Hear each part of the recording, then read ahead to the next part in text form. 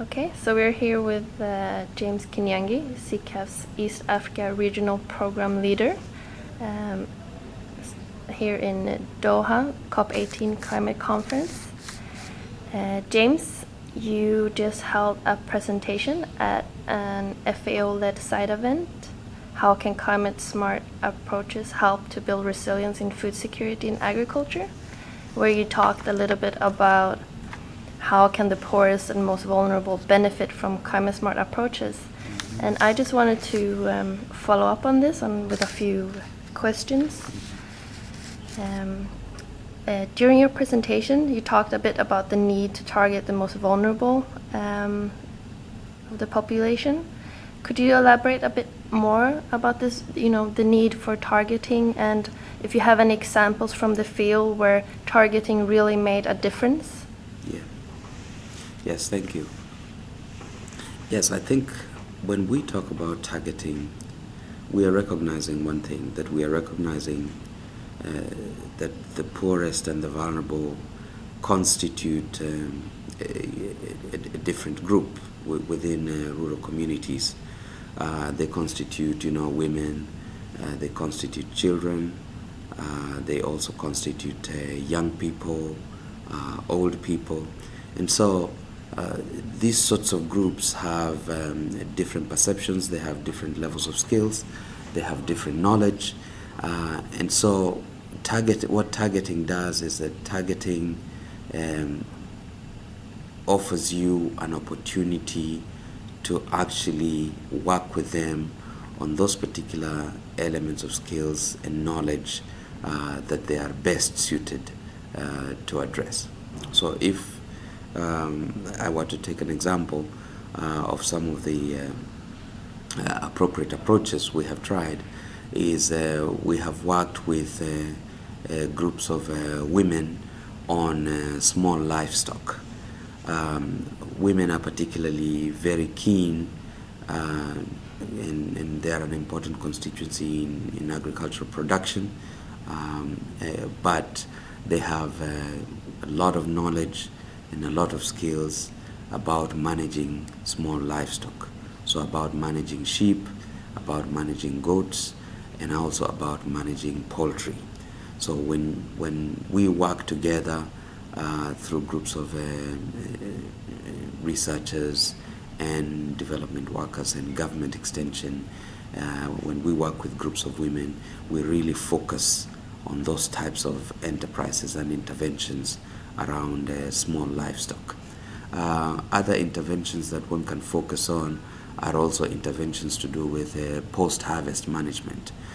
So women are excellent at harvesting crops and processing those crops, be it winnowing, be it making sure that they select the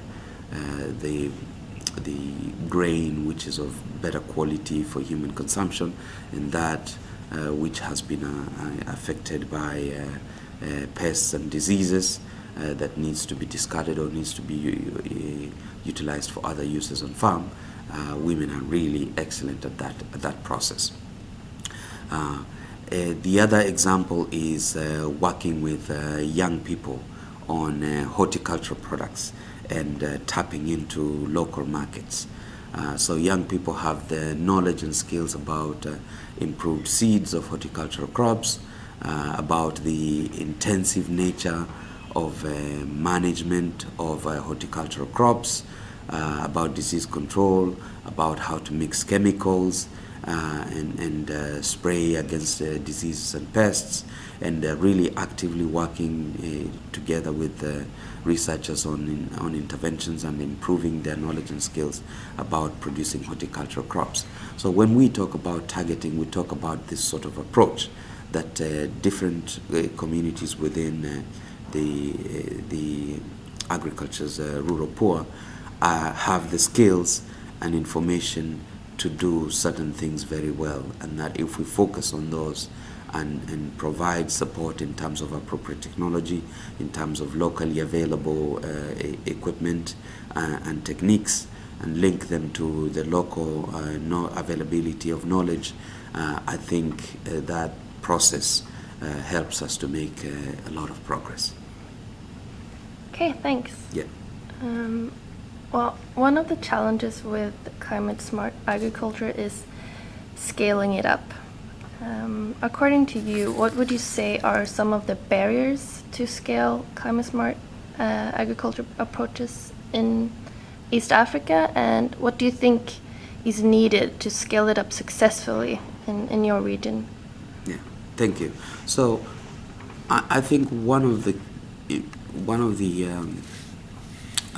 barriers related to scaling up climate smart agricultural practices has been with the breakdown in the agricultural services delivery system. So this is mainly the government extension system, because this is the one system that has been developed over time to make sure that it can work together with research to develop messages and tailor those messages about improved agronomic practices, about climate smart agricultural practices, and then deliver those messages and have a support mechanism that helps farmers to adopt and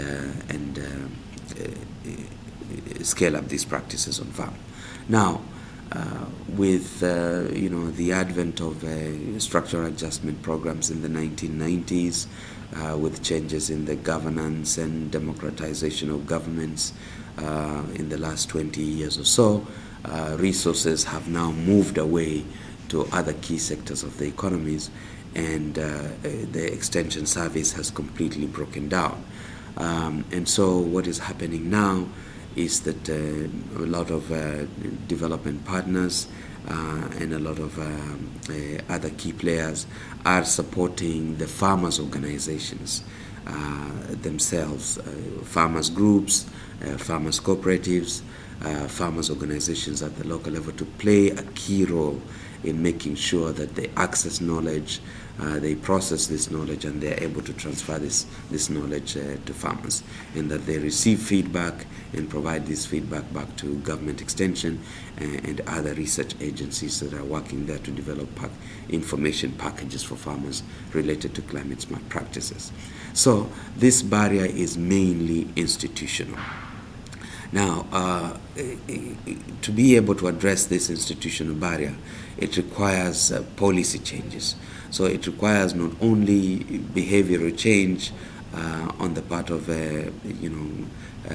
government extension services and how they deliver these services to farmers, but it requires also a shift in how farmers' organizations and farmers' groups are working, recognizing that they are going to increasingly carry the burden of having to develop messages and support farmers with messages about improved agricultural practices.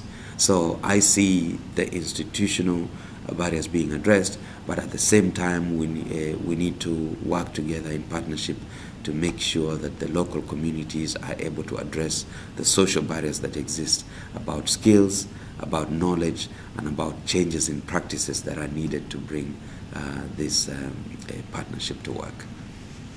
Okay, thanks. Yeah. So we're here at COP18, climate conference, Doha. Well, some of us can't be here. For instance, the smallholder farmers. What can we do to ensure that the voices of the smallholder farmers are heard around the negotiating table, and what do they need and want from the conference? Yeah. Thank you. I think we need to bring the message. We need to bring the positive message from the field, from the farmers. We need to bring the positive message to say they are working, but they are working under difficult conditions.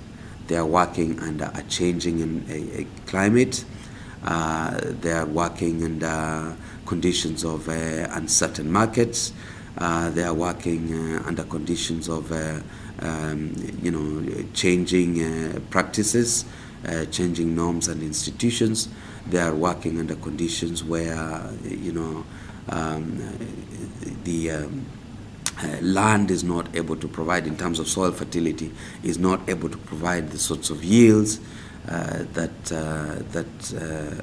been, have been possible in the past, and so we need to bring this message that the farmers are working hard, they're doing their best to make sure that they meet the food security goal of the population, but that the conditions are difficult, and that under current climate variability and the anticipated changes in the long-term signal from climate change, it is going to be much more difficult for them. So we need to bring the message here to Doha that now is the time. We need urgent action. We need a deal on agriculture. We need a deal on agriculture that makes sure that farmers are provided with information and knowledge about the anticipated impacts of climate change on agriculture. We need a deal that supports governments and other actors to make sure that they can quantify those risks and uncertainties and communicate them to farmers through improved early warning systems, through improved climate services, and also seasonal forecast information. We need a deal that makes sure that we intensify efforts in research, in understanding what are the barriers, the institutional barriers that need to be addressed to support farmers to produce more food, to increase their productivity. We need a deal that also makes sure that we can address the farm level constraints that farmers face. The yield gap is still very huge.